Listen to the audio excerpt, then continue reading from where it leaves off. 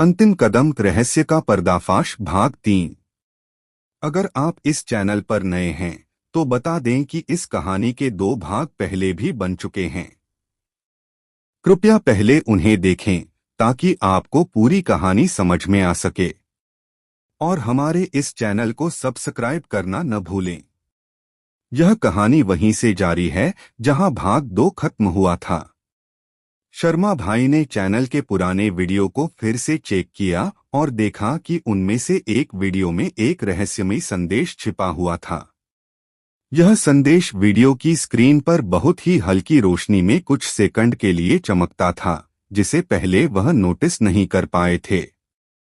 उन्होंने वीडियो को धीमा करके गौर से देखा तो उसमें लिखा था, आत्मा को शांति तब मिलेगी जब वह अपने अधूरे न्याय को पूरा करेगी। इस संकेत को समझने के लिए शर्मा भाई ने वीडियो के बाकी हिस्सों को भी ध्यान से देखा।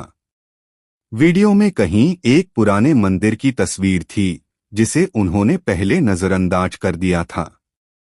उन्होंने उस स्थान को ट्रैक किया और जब वहां पहुंचे तो उन्हें पता चला कि यह वही मंदिर था जहां वर्षों पहले एक निर्दोष व्यक्ति की बलि दी गई थी। लेकिन क्यों? मंदिर के पास उन्हें कुछ पुराने अभिलेख मिले जिनमें लिखा था कि वह आत्मा किसी समय में एक साधारण इंसान थी। नाम था राजेश। वह एक गरीब लेकिन ईमानदार किसान था जिसकी 3 एकड़ पुश्तैनी जमीन पर गांव के कुछ ताकतवर लोगों की नजर थी। वे लोग उसकी जमीन हड़पना चाहते थे, लेकिन राजेश किसी भी कीमत पर उसे बेचने के लिए तैयार नहीं था। जब लालच और धोखाधड़ी से बात नहीं बनी तो उन्होंने एक और रास्ता अपनाया, अंधविश्वास। उन्होंने गांव में एक अफवाह फैला दी कि गांव के देवता को बलि देना आवश्यक है और अगर बलि नहीं दी गई तो पूरे गांव पर संकट आ जाएगा। फिर एक रात इन चालाक लोगों ने मिलकर राजेश को मंदिर बुलाया। उन्होंने उसे विश्वास दिलाया कि वह गांव का रक्षक बन सकता है, लेकिन जैसे ही वह वहां पहुंचा उसे पकड़ लिया गया। मंदिर के अंदर मंत्रों की गूंज के बीच उसके हाथ पैर बांध दिए गए।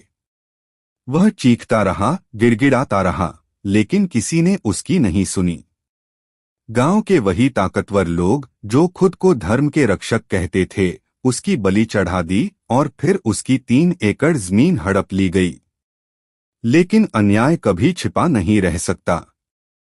राजेश की आत्मा ने न्याय की तलाश में भटकना शुरू किया और अब वह अपनी कहानी दुनिया के सामने लाना चाहती थी।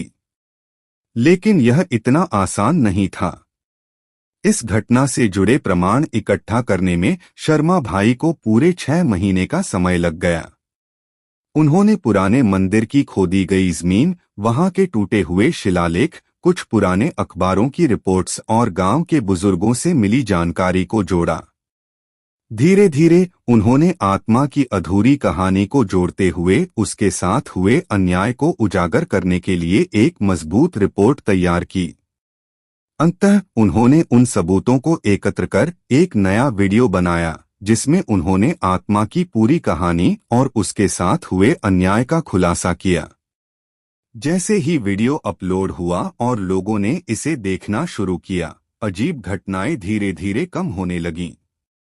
अचानक उनके कमरे में हल्की ठंडी हवा चली और कंप्यूटर स्क्रीन पर एक अंतिम संदेश चमका, धन्यवाद, मुझे न्याय मिल गया, अब मैं मुक्त हूं। इसके बाद कमरे का माहौल सामान्य हो गया। आत्मा जा चुकी थी। शर्मा भाई को यह एहसास हुआ कि उनका चैनल अब सिर्फ एक मनोरंजन का साधन नहीं बल्कि उन कहानियों की सच्चाई उजागर करने का एक माध्यम बन चुका था जो कभी सामने नहीं आ पाई। लेकिन उनके मन में एक सवाल था, क्या यह सच में समाप्त हुआ या यह बस एक नई शुरुआत थी? क्या यह रहस्य सच में खत्म हो गया या कोई नया अंधेरा अभी भी इंतजार कर रहा है? जानने के लिए जुड़े रहें हमारे इस चैनल फियर हंटर हब के साथ। अगर आपको यह कहानी पसंद आई तो इसे अपने दोस्तों के साथ शेयर करें और ऐसी ही और कहानियां सुनने के लिए हमारे चैनल को सब्सक्राइब करें। Thank you for watching.